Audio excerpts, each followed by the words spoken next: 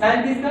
अब जिसको जो वैल्यू जानता है उसको वैल्यू रख दो, तो इजी पड़ेगा ना। तो हम जानते हैं साइन 30 का कितना होता है जी 1/2। तो 1/2 हम पहले लिखे, कोई दिक्कत नहीं। ये सब मल्टीप्लाई है ना, तो इधर लिखो उधर लिखो, कोई से दिक्कत नहीं।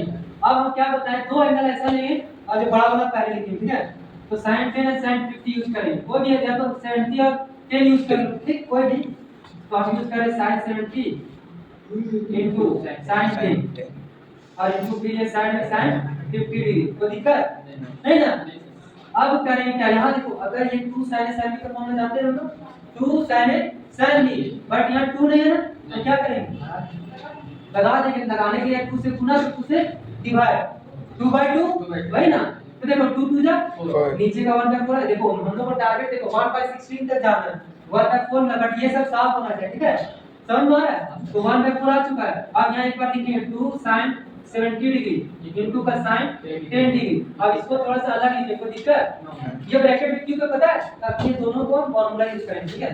तो अब आ जाओ 1/4 2 sin A sin B, बताओ फार्मूला क्या होता है, sin A plus B minus cos of A minus B, cos of A minus B, सारा फार्मूला इधर रट के लिखो, काम करना है।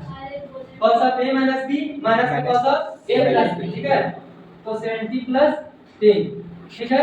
ये आपका आ जाएगा sin 50 डिग्री और 1/4 ये कितना आ गया cos 60 डिग्री और ये आपका cos 50 डिग्री, ठीक है। तो आपका ये sin 50। अब बताओ ये दोनों हम लोग किसी का वैल्यू जानते हैं, 60 का cos 60 का तो इधर बना दीजिए। तो देखो 1/4 cos 60 डिग्री का वैल्यू 1/2, तो 1/2 आया आपका। और ये तो जाते नहीं है, बट अब हमको देखो इसका भी यूज करेंगे ना, sin 50 है, इसको अंदर ले लेते हैं, इसके साथ मल्टीप्लाई आएगा ना। तो 1/2 into sin 50 आया, पता चला ना। ये माइनस फिर यहाँ क्या है cos 80 फिर sin 50 आएगा, दोनों से मल्टीप्लाई, तो cos 80 और ये देखो into sin 50। कोई दिक्कत यहाँ तक, देखो sin 50 था, दोनों मल्टीप्लाई हुआ, बट इसका वैल्यू जानते हैं, लिख दिया 1/2 cos sin 50 इसके साथ गुना में। अब यहाँ देखो इसका तो फॉर्मूला यूज नहीं होगा, यहाँ यूज होगा, बट यहाँ क्या चाहिए 2 नहीं है ना, क्या करेंगे 2/2 तो 2/2 करो। अब यहाँ देखो यहाँ भी 2, यहाँ भी 2 कॉमन आएगा, 1/2 आएगा कॉमन, तो 1/4 पहले से था, इससे 2 शिफ्ट हो गया, कोई दिक्कत नहीं ना। अब यहाँ आपका बच गया sin 50 और ये थोड़ा कर लीजिए। अब यहाँ देखो 2 cos A sin B, इसका फॉर्मूला क्या होगा sin of A plus B minus का sin of A minus B। देखो sin of A plus B minus का sin of A minus B, तो दिक्कत 130 इसका ये कितना है 1/8 है ना। अब ये आपका क्या है sin 50 और minus plus minus into plus minus, अब 80 प्लस 50 कितना आ गया 130 sin 130 डिग्री। अब minus into plus minus sin 30 degree, ठीक है। अब देखो ये दोनों का वैल्यू नहीं जानते ना, बट इसका जानते हैं, तो इसको यूज करेंगे, मतलब उसका कितना होता है बताओ 1/2 आया। और ये sin C minus sin D use हो रहा है, इसका फॉर्मूला क्या होता है sin C minus क्या से sin cos C plus D/2 है ना, इनको sin C minus D/2 होगा कि नहीं होगा।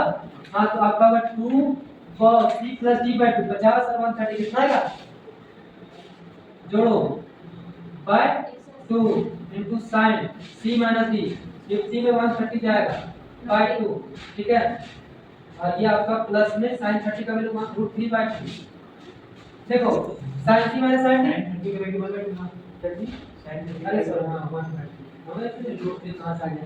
हाँ देखो sin C minus sin D क्या होगा 2 cos C plus D/2 into sin C minus D, यही होगा ना। हाँ अब देखो 1/2 इधर आ गया और इधर देखो क्या बच गया 2, और ये देखो 130 plus 50 150 होगा 150 सॉरी 180/2 cos 90 cos 90 का वैल्यू 1/2 समझा। अब आ गया आंसर cos 90 आया, cos 90 का वैल्यू 0 0 into समथिंग क्या होगा 0। अब यहाँ देखो 50 से माइनस 30 घटाओ कितना आएगा -80 माइनस 80 अरे 130 से 50 जाएगा -80/2 माइनस का 40, तो कोई दिक्कत नहीं, माइनस sin 40 होगा और ये प्लस 1/2। अब बताओ इसका वैल्यू क्या होगा, वो देखो 0 into समथिंग खत्म 0 देखो 1/8 ये 0 into समथिंग खत्म हो, ये 0 हो गया ना, अब प्लस 1/2।